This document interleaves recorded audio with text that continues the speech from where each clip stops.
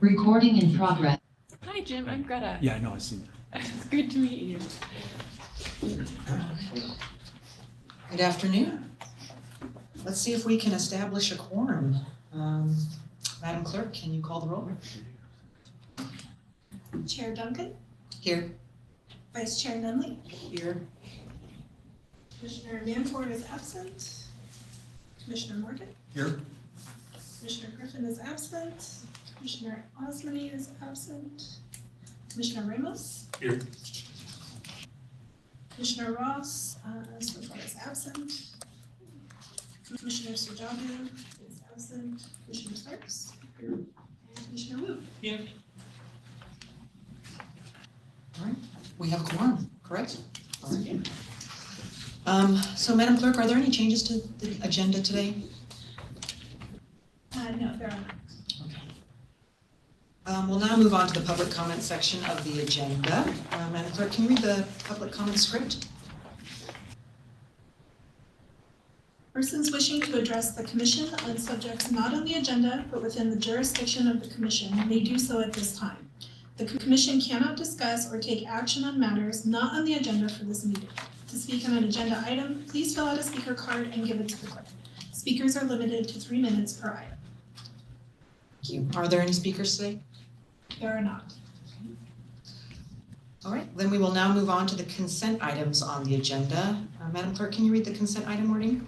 All matters listed on consent are to be approved by one motion unless a commissioner or the public requests that separate action is taken on a specific item.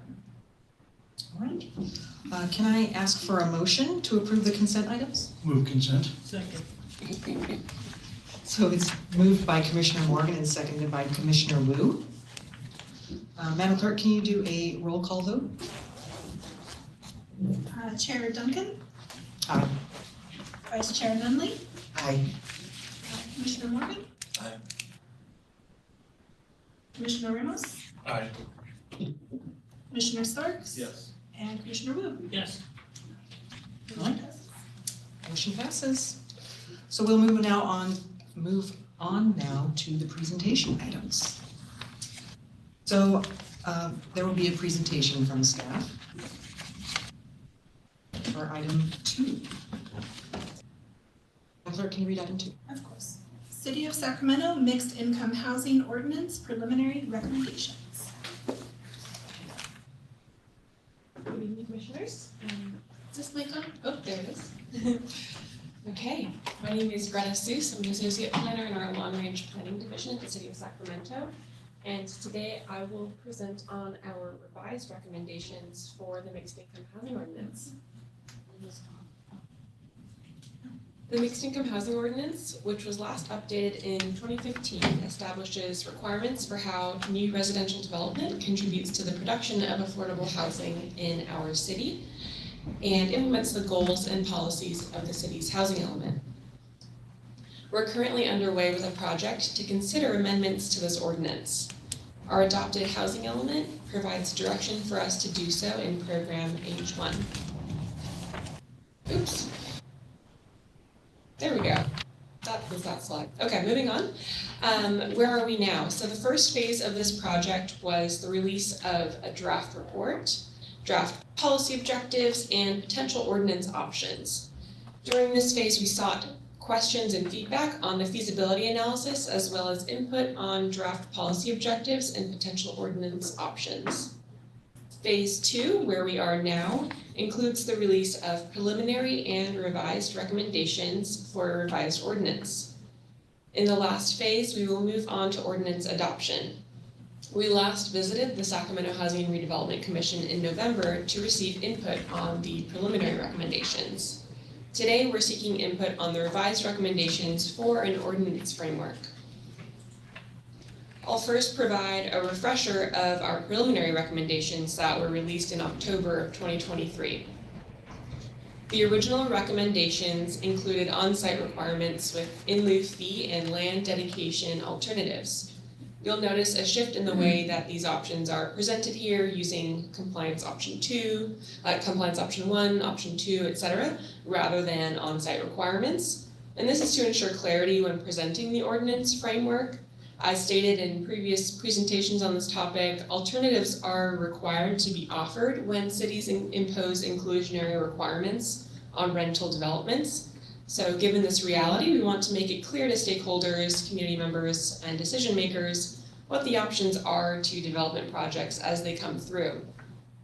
The original preliminary recommendations on-site options included a range from 50 to 70% area median income for rentals, and per square foot in lieu fees ranged from the current housing impact fee rate of $3.54 up to $10, depending on market area. A phased-in approach was proposed for these in lieu fees tied to market rate housing production, and large-scale development projects were required to include higher on-site options. Before reviewing our revised recommendations, I'll walk through what we heard during our outreach on the preliminary recommendations. Starting off with stakeholder comments, we heard concerns about market conditions and feasibility, and we heard greatest concern from the Central City development community over feasibility of the in lieu fee levels. We heard mixed support for the concept of inclusionary and some encouragement to focus on other tools like a broad-based tax. There was overall support for the phased-in approach of the in lieu fees. However, there were some mixed comments on threshold trigger levels, wanting to see market area triggers, and some wanted to see a lower threshold for the trigger. So a mix of comments there. There was support for having incentives for the on-site option, and some suggested having lower requirements for projects that are smaller in size, between 10 and 30 units. Others suggested that if the fees are too low compared to the cost of on-site unit production, other policies will be needed to affirmatively further fair housing. We received comments to ensure that land dedication occurs in higher opportunity areas, and there was also stated preference to charge in lieu fees on a per unit basis rather than a per square foot fee, and link the amount directly to the cost of affordable units. From our Planning and Design Commission meeting in November, there were concerns raised on market feasibility. There was mixed support for the overall approach. Some expressed support for an on-site build requirement, and some expressed preference for a broad-based tax to support affordable housing development. And it was suggested that staff look at leveraging housing choice vouchers and the welfare property tax exemption to make on-site options more feasible. And at City Council in November, we heard concern about current market feasibility again. Again, a mixed support for the approach, but a clear desire to affirmatively further fair housing and see mixed income communities. And some expressed desire for a citywide flat rate fee. So staff worked internally across departments and with SHRA to develop revised recommendations based on what we heard and in response to those preliminary recommendations. So staff is, for these revised recommendations, still recommending the same model, but with some adjustments. The first adjustment is to the on-site options for rental and for sale projects. These were both slimmed down from 3 to 4 options just to one on-site option. And this is meant to simplify the options and create a more attainable on-site option that's closer to the cost of the in lieu fee, which I'll review in more detail on the next slide.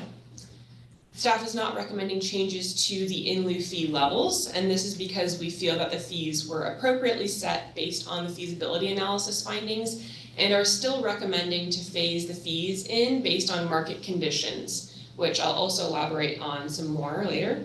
And there was also a minor adjustment made to the market area map based on stakeholder input.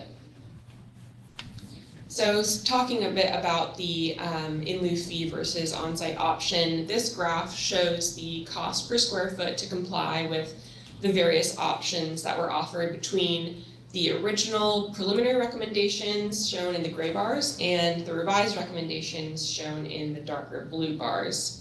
The lighter blue, the darkest blue bar, oh, I'm so sorry, here on this graph. So the lighter bars here, again, I'll say this again, the lighter bars, gray bars are the preliminary recommendations, and then The darkest blue bar, kind of almost looks black here, is the in lieu fee at full phase-in. And the darker blue bar shows the revised recommendation on-site option at 80% AMI. And so this graph helps to demonstrate the relationship between the on-site options and the in lieu fees. A major comment that was heard throughout our outreach was a desire to affirmatively further fair housing and see mixed income communities. And so in order to do that, we either must raise the fee levels to be more comparable to the on-site options or lower the on-site options. And based on our feedback and concerns for the market feasibility, we decided to adjust the on-site option to be a bit closer to the in lieu fee levels. So now you can see, comparing the gray bars to that blue bar, it's a little bit closer to the cost of the in lieu fee per square foot. And this graph shows the same information for sale projects, shows that the cost of on-site affordable unit provision is even more cost efficient in some market areas than the payment of the in lieu fee, which should lead developers to choose this option more often. No changes were recommended to these other requirements related to the on-site option. Exempt projects are projects adding 10 or fewer primary dwelling units. The affordable term limit is 30 years. Projects can calculate the affordable requirement as a percentage of units or livable square footage. And then for sale, affordable homes can be made affordable through a shared appreciation note or scaled equity over time. There was a minor adjustment made to the market area boundaries based on input received regarding the zip code in the North Oak Park area. That was previously included in the inner south and east neighborhood market area. So this was moved into the southern neighborhood boundary based on available rents and sales price data.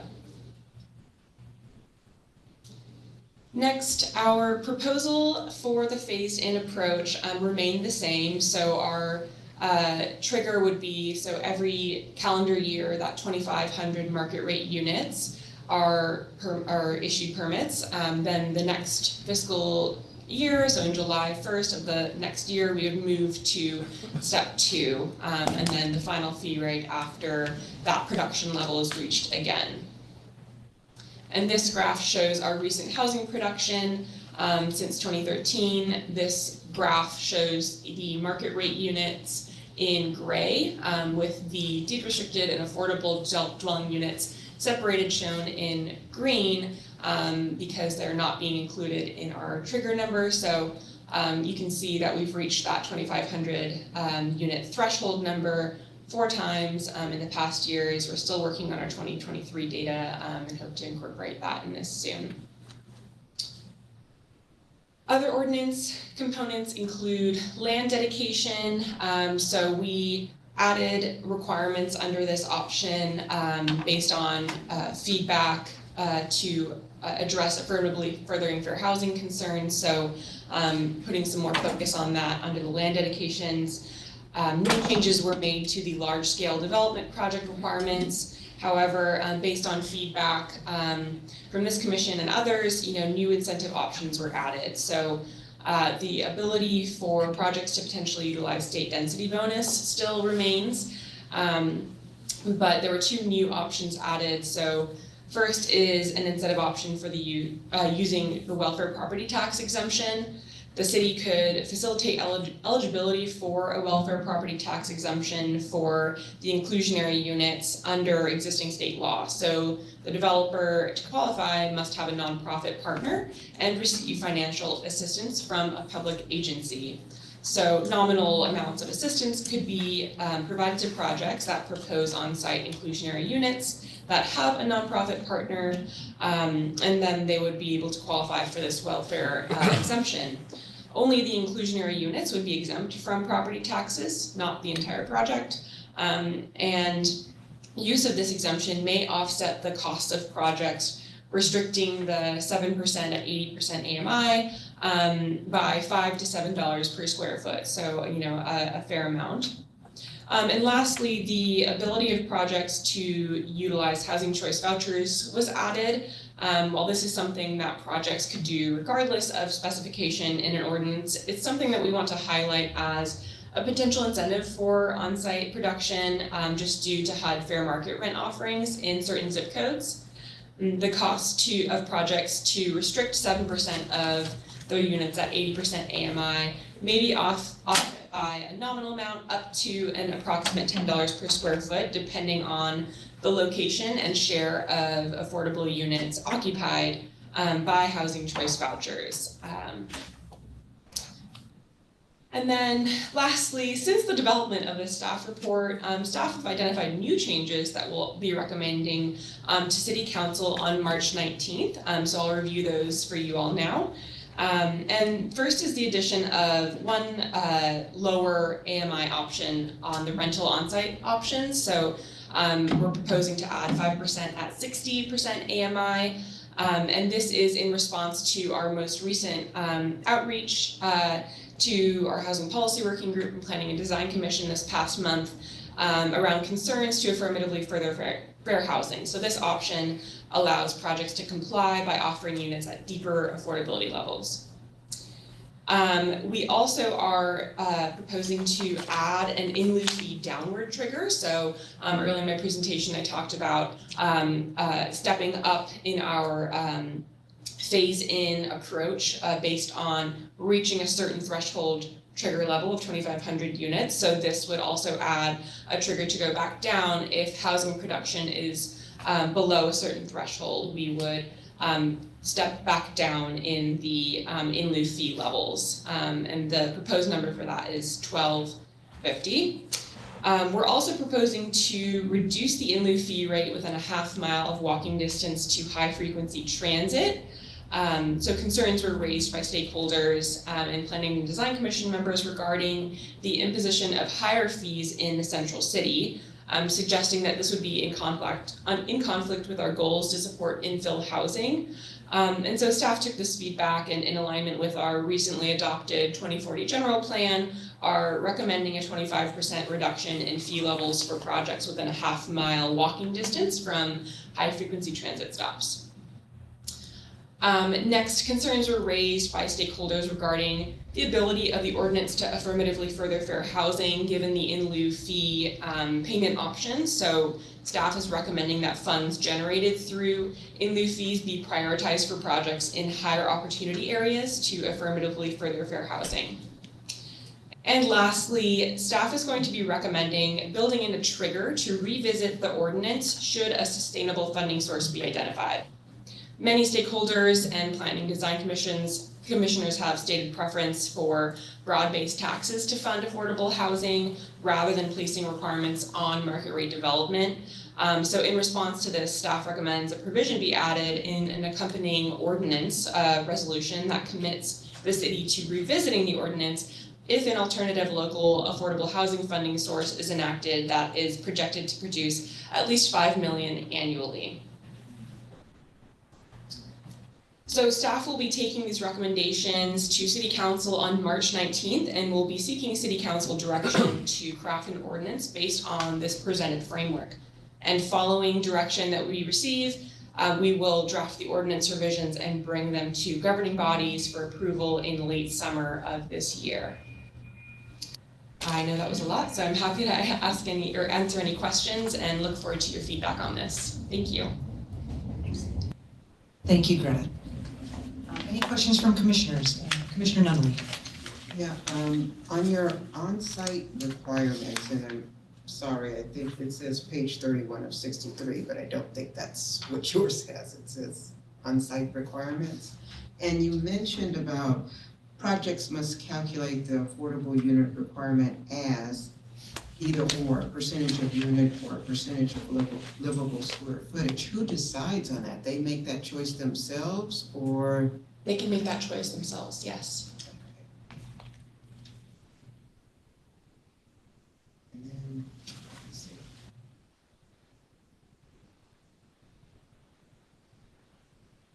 I was a little curious because I know you made a minor change to the map.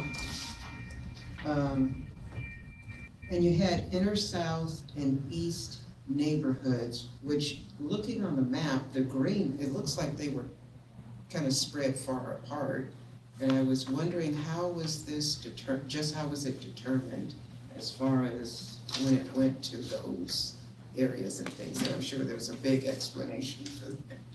Yes, it's really looking at the rents and sales prices for those areas, and we were just trying to study different market areas of the city, and those kind of three major areas, the East Sacramento area, Land Park, Upper Land Park area, and the Pocket Greenhaven area all have fairly similar market trends. Okay, gotcha.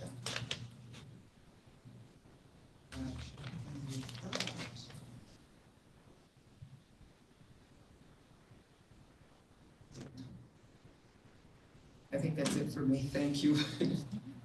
And by the way, I did appreciate your presentation, I thought it was very well done, thank you so much. Thank you very much, Vice Chair. Vice Chair, Commissioner Ramos. Yes, just a couple questions. So looking at the in lieu fee amounts, and I know it was based off of this cost study or whatever, but I'm curious how it compares to other major cities in California. Do other major cities in California have their in lieu fees in this range? Is it more or less? And from the standpoint of how much affordable housing we need, like, was there any analysis like from that vantage point, or was it more like, I'm not sure how the cost and not like what was being weighed in the cost analysis. It sounded to me like it was more about what would be the sort of burden in terms of like the developer or whatever, the cost that it would, but like, is this the number that we need to get the amount of housing that we're trying to achieve, or that, like looking at the chart of the equivalence between the in lieu fee, cost of compliance, and then the, if they do the 7% at 80 or whatever, it looks like the in lieu is more cost effective, but I interpret that to mean you're not getting the same amount as you would get from like building the units. So anyways, those are the things that are coming to my mind. So anyways, so first part, where does this put us compared to other major cities? And then from getting to that number, does that get us where we need to get to in terms of getting the amount of affordable units that we would like to see this produce? Yeah, great questions.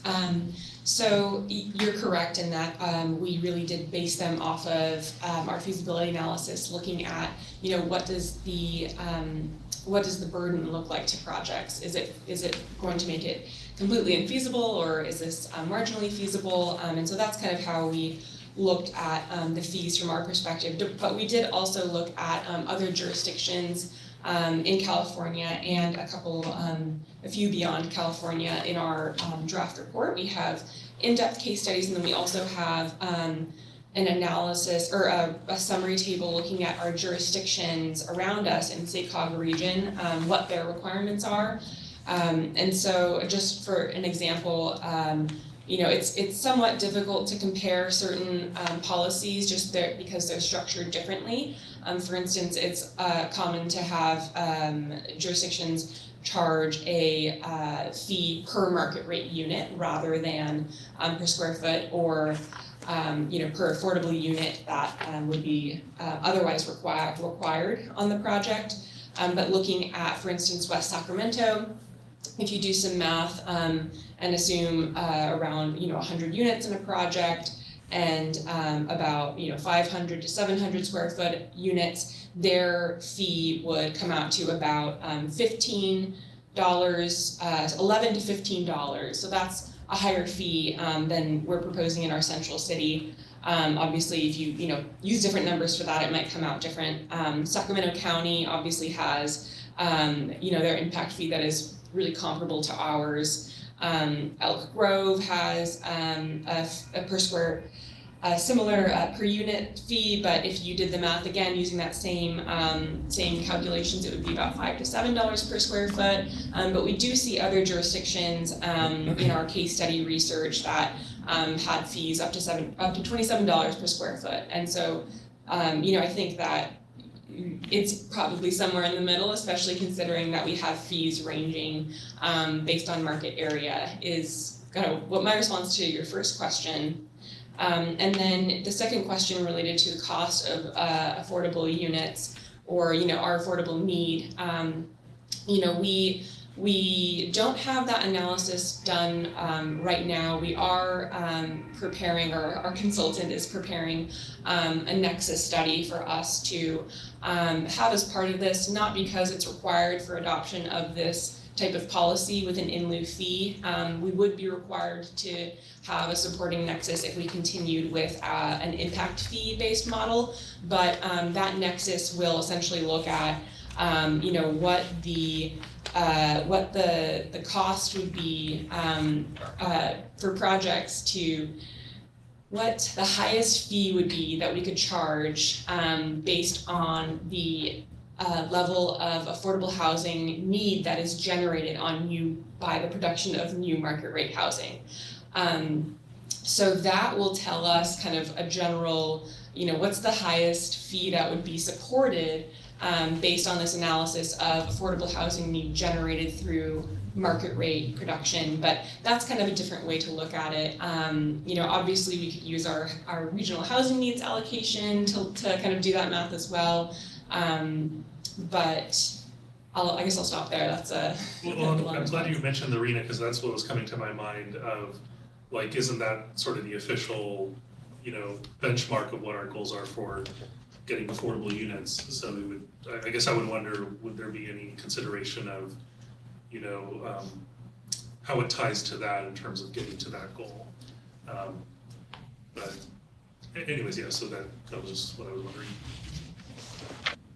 Yes, we do have, I have some rough calculations on that we've shared in previous presentations. So if we assume $100,000 local match per unit under our regional housing needs allocation, which is kind of on the higher end, I think, because it depends on what type of affordable project we're supporting, but that would calculate, it would be somewhere around like $2 billion that we would need over our 8-year period from 2021 to 2029. So that's a lot of money. And then just the last thing is, I believe the city used to have like a inclusionary ordinance requirement years ago.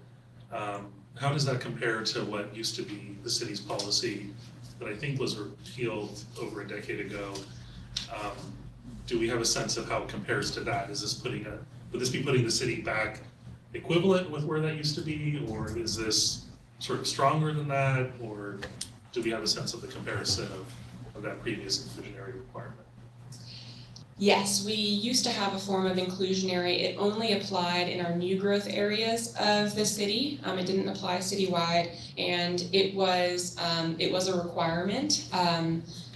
The legal landscape kind of changed since then in terms of what cities are allowed to impose on new residential development, particularly for rentals. But a lot of the growth occurring at the time in those areas was, primarily like single-family homes. So when you do look at the amount of affordable units produced under that ordinance from 2000 to 2015, and then from 2015 until now, the ordinance, we have an analysis of this in our report as well, that essentially states that it is difficult to compare them, but if you do the math, they're pretty similar in terms of the outcomes of the number of units produced. This model, I think, is very different from that, just in that we do have an in lieu fee option, and so different policies for different times, I think, is what we're looking at now in terms of what the types of developments we see now. We used to see a lot of greenfield development at that time, and now we're seeing a majority infill, higher density development occur, and so this policy is really meant to respond to this different kind of time in our kind of housing landscape. Great, thank you. Yeah, just one more Vice Chair question.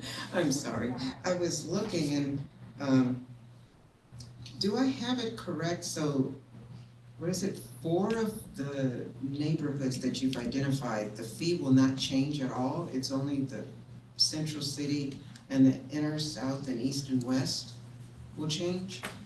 3 of the 5 for the rental will not change. There's a fair amount of the city where the fee is not being recommended to change. Okay, got it. Yeah. Okay.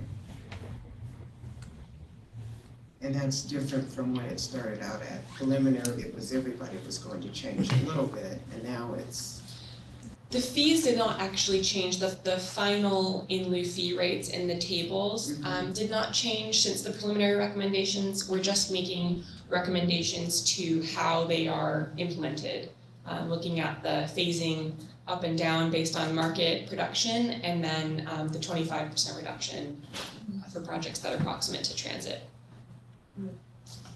let's see if it did, okay. I'll do it after. Thank you. Just so I have a clearer understanding of the in lieu fee downward trigger, and you mentioned that it would be, what, $12.50 per square foot, was that, did I hear that correctly, or? Oh, I'm sorry, it would be based on, if I could show my slides again, just to let you know what we're producing, or what we're proposing for the downward trigger. We're proposing that if in a calendar year, we don't produce at least 1,250 units, market rate units, then we would trigger back down. Slide is it, pull it up. It is slide 16.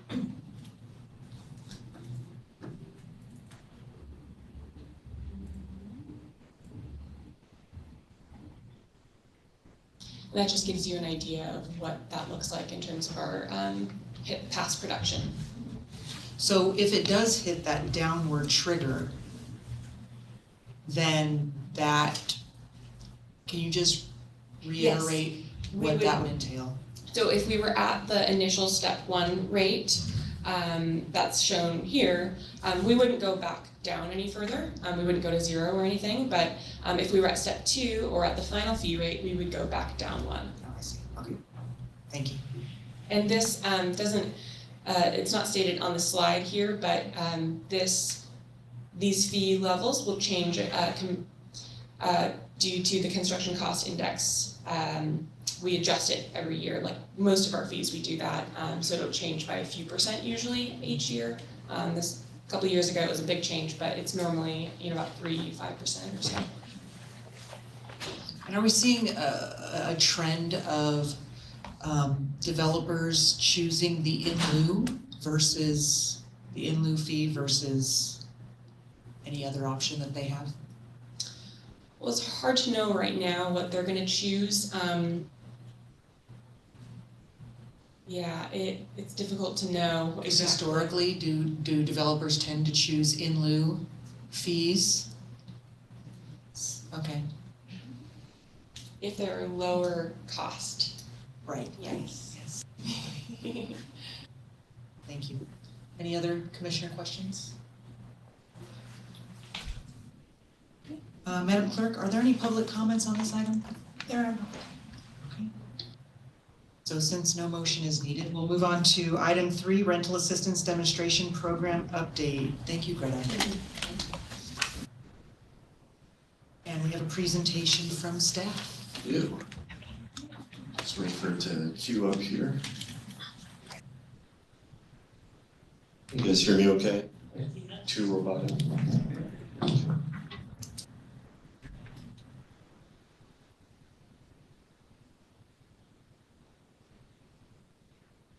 Okay.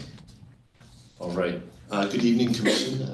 My name is Mark Hamilton. I am the Director of the agency's Rental Assistance Demonstration Program, otherwise known as RAD. I'll be providing you with a basically the report that we're looking to provide to the county as far as the update of where we are with the RAD program. So starting right off here. A little bit of background. So just as a reminder, the Rental Assistance Demonstration Program is a Department of Housing and Urban Development program. It was implemented in 2012 by Congress, and it was designed to provide an opportunity for public housing programs to convert their existing public housing programs over to project-based Section 8 programs. This is great for our properties because it provides an opportunity for us to leverage different financial instruments in order to conduct desperately needed rehab activities at our different communities. But on the other side, as far as resident impact, there's really a neutral resident impact to our residents that are in public housing. So first and foremost, all the units are going to remain affordable to our tenants, where the rents are still calculated based off of 30% of their adjusted monthly income. If during the conversion process, RAD has additional regulations to help protect against rent increases, where those would be phased over a 3 to 5 year period. Residents who are in good standing preserve every right to come back to their unit. So if we have to have them temporarily relocate as we perform these rehab activities, they would have every right to kind of come back. They're not subject to any sort of rescreening. So there's no redetermination of income, there's no redetermination of initial eligibility. There's also an opportunity moving under the project-based voucher program for tenants to be able to exercise the tenant-based voucher after residing in the units for 12 months. So this enhances the choice mobility options for the residents who are participating, who were participating in public housing and then participate in the RAD transition over to project-based housing. And then, because as a financial instrument, we do look to kind of utilize low-income housing tax credits whenever possible, we are able to also bake into the operating budgets a more robust resident services program. So there's more opportunities for engagement, more of those services are available than would be under traditional public housing. So you can see here that we're now a solid 5 years into the RAD conversion process. We started really late 2018 and really saw some momentum in 2019, kind of on the heels of our asset repositioning plan that was updated in 2018. And while RAD has been around since 2012, it was not really a viable means of repositioning public housing assets until there was a substantial increase in RAD rents, which coincidentally happened in 2018. These rents have continued to increase year after year. And another tool that became available as we kind of transitioned through the projects, starting at RAD Pilot and moving through Central City 1, is something called a Section 18 blend, which allows you to combine traditional project-based vouchers with RAD vouchers. And that's important because RAD project-based vouchers are really based off of the total amount of rent that's calculated under public housing. Congress had originally designed RAD to be cost neutral, so the same costs that the federal government incurs because of funding public housing, that same cost is translated over to the project-based vouchers. So historically, they're about half the contract rent under a traditional project-based voucher. So by allowing to do a blend, we're allowed to increase the revenues without impacting affordability with the tenants. So we're able to afford to do more improvements on the projects that benefit the tenants overall. In this chart, you can actually see that there's been a dramatic increase in the size and scope of the projects from the 2018 or 2019 all the way to present. RAD Pilot had a total development cost of $25.3 million, which addressed 124 scattered site units. And you can see that our latest project that's wrapping up construction, about $83.7 million in total development cost. That's due to a multitude of factors where construction costs have gone up, but we've also been able to successfully use these blends to increase the revenues, so therefore supporting like additional debt that we can carry on the properties, and therefore kind of expanding the amount of scope that we can perform. Auburn Falls is our latest project that we're working on. It's currently in pre-development. It's 104 units, and we're anticipating a total development cost of about $43.2 million. We're looking to have that project convert by the end of this year, and then construction to be completed by the end of 2025. So on this slide here, this is a list of our kind of future projects with the county. So these are all placeholder names. They're right now based after the Public Housing AMP or Asset Management Project names. They will change, similar to how Auburn Falls was originally Sun River 1. We will have name changes for all of these different projects. And as we are updating kind of our RAD development slate, we'll be coming back to the commission and the respective governing boards to provide them with an update of where we're at. But as you can see, we have quite a crowded slate there. It is about 2 years per project from pre-development through the initiation of construction. So wanted to show off a little bit if we could. So this is Capitol Terrace. This is part of our Central City 1 project. And what you're looking at here are exterior photos of the building post-rehab. This building used to be real drab. It had these blue, off blue things like on the balcony areas, but we were able to do complete rework of the exteriors here. We poured quite a bit of money into this Capitol Terrace project. I'll show off a little bit of the interiors here.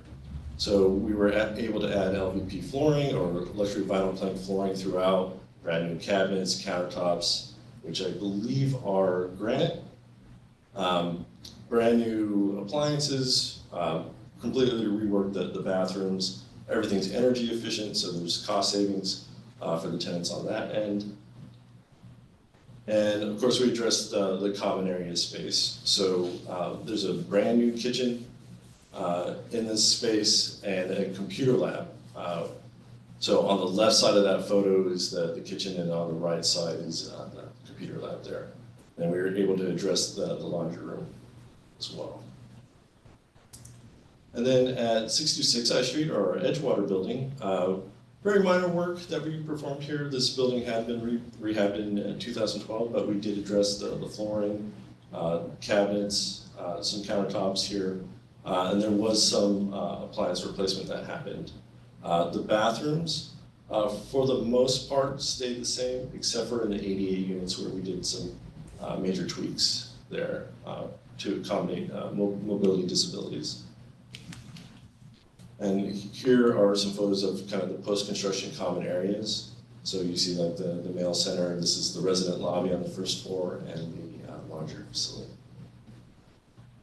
So that kind of takes us into our current project that's under construction, our RVP Crew project, which consists of 600 I Street, or the Riverview Plaza building, Pine Knoll, and our Big Trees property. So you'll see here, this is a list of all the improvements that we've looked to kind of bake in into this project. The major one that I'd like to highlight is 600 I Street. We're finally able to tackle all the elevators in that building. There are 4, and they all go up to the 16th floor. So we were really excited about getting this project approved and being able to address those concerns for the residents, as well as addressing controlled access systems, our emergency building systems, finally providing Wi-Fi, and of course, really tuning up the ADA upgrades in the units in the common areas. And we're not forgetting about Big Trees and Pine Knoll, where we did ADA upgrades, vast community room improvements, similar interior and exterior unit finishes to what you saw at Capitol Terrace and Edgewater, with flooring, cabinet, countertops, bathrooms all being replaced. And then really addressing some of the electrical and other building systems at those properties. So this is how Riverview Plaza looked. Here is the conceptual design of what it'll look like when it's finished. I don't know if you guys have kind of driven by the property. It still has part of its scaffolding up, but it should look like this once the scaffolding comes down at the end of the month. This is our Big Trees property on 2516 H Street. This property will begin construction in May. So we haven't started on this project yet, but this is what it will look like once we're able to apply the exterior design scheme that we're looking to do. And then here is Pine Knoll. We actually just finished construction on this project. Major construction wrapped in December. There were a few finishing touches that were done recently, but we completely kind of revamped the color scheme so it's not as jarring in the community. And then coming in 2025, we're working on applications to HUD and the Tax Credit Allocation Committee for our Sun River 1 and Sun River 2 projects. Sun River 1 is now Auburn Falls, and I believe Sun River 2 is going to be Greenback Grove, is going to be the project name for that project. And that takes me to the end of the presentation. Happy to answer any questions that you may have. Thank you, Mark. Any commissioner questions? Commissioner Morgan. Quick question, Mark. How many elevators go to the 16th floor? Should be 3 or 4. Yeah. Just to understand the record. Okay, I'm corrected. There are 3 elevators that get to the 16th floor. There's still 4 elevators. But they're all functional now. That's probably the biggest issue for sure. Right. They had at one point no elevators, so the feedback from the residents has been very positive over there. Yes, we were able to return back to service one of the elevators that has been down for quite some time. We should be putting the finishing touches on that elevator and it should be back online soon. Commissioner Ramos? Yeah, I'm curious, how many remaining public housing units remain after the next round of these SHRA conversions? Sure, so we have scheduled right now, with this latest one, we'll be at around 600 units completed. We have about 2,700 units of public housing, so we have a little over 2,000 units left to do. Okay. And so I see the future projects, the latest one goes until 2034. Do those projects encompass all those remaining, or would it go even beyond? So those are only for the county. Those do not include the city projects. Oh, I see. Yeah. Okay. Because this report is geared to provide an update to the county housing authority. So we have other projects on the city that we're also working on. But that should encompass all of the public housing units. We're looking to reposition every single one of them.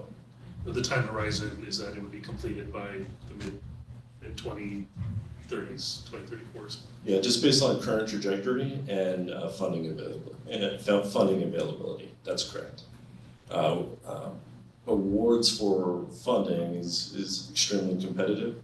So it's always our goal to at least have 1 or 2 projects that are in contention for financing at any given time. Thank you. You're welcome. So it was mentioned that as these rehabs are happening, that the residents will have to move and then they have priority to return. What is the time frame that the residents are looking at that they will need to be elsewhere? So that's really dependent on the scope of the project. For temporary displacement, it can be up to 12 months, but generally we're looking at anywhere between 4 and 8 weeks. We have had some where they have gone closer to 4 or 5 months, just because of the scope that had to be performed in those respective units. And does SHRA see a majority of residents then actually return to the rehab units, or do they tend to move and then stay where they've moved to? So we're proud to say that we have 100% come back, barring any end of life situations that may happen, because the latest projects have been seniors. But we haven't had a single resident not return back to the property. I just wanted to clarify, in terms of relocation, we actually pay for the relocation, so we pay to pack them up, we pay for the movers. We will usually get, especially for a few weeks, extended stay, we take care of all of those expenses. We pay for them to move back. Every single thing, the agency does take care of in terms of relocation for the residents to make it as easy as possible. So they're not on their own in terms of looking for a place, unless they can elect if they want to actually go and live with family. We have sometimes that happens. Yeah, we allow for a stipend if they wanted to stay with friends and family rather than staying in the extended stay hotel type format. We have a dedicated staff person who works with all our families that are relocated, as well as an outside consultant. So we're constantly and continuously checking in with the residents who are placed outside of their homes, just to make sure that there are no issues or concerns that kind of come up during their hotel stay. And in addition to that, sometimes when it's been a much longer stay, we move them into another public housing unit where they actually stay there and then return back to their. Thank you. It seems to me we've heard people say that they just stayed, that once they left, they enjoyed the other place. And so, I've heard that before, where they just. Yeah, we try to market it as a long-term vacation, where you get your continental breakfast, and you got somebody who's doing your housekeeping at least once a week. So we've had a lot of success with that. Summertime, you're hanging out at the pool. Yes. Of course, people are still anxious to come back to their units, so we try to make that process as painless as possible. And how many residents tend to be relocated at a time? I'm assuming it's probably in phases of some sort? Yes. So generally, and it depends on the project scope. For the high-rise project that we're working on right now, it's 2 floors. That's roughly maybe 20. We do have the big trees part of this project. We'll be relocating the full building. That's 30 units. So they'll be out for, I believe a couple months. Thank you. If there's no other questions, is there any public comment on this item? There is none. So since there's no motion needed, I will move to the executive director's report. Thank you, Mark. Thank you, Mark. Good presentation. So just very quick, in terms of upcoming meetings, the next meeting is going to be held on March 20th meeting has been canceled. So the next meeting is going to be April 3rd. So I want to make sure that you mark your calendars for April 3rd as our next meeting date. That's really all I have for today. Okay. The only thing I have, it is March, which means it's Women's History Month. And so I just want to give a shout out to Lachelle and all of the wonderful staff who provide us with reports every week and answer our questions, even some of mine that are kind of off the wall. We do appreciate all the hard work that you do. And I also want to just, thank our commissioner, female commissioners on here, and also the residents, because we have a lot of hardworking mothers, sisters, grandmothers, aunties, and so forth who are really holding down the fort in the SHRA communities and doing a lot of hard work there as well. Any commissioner reports?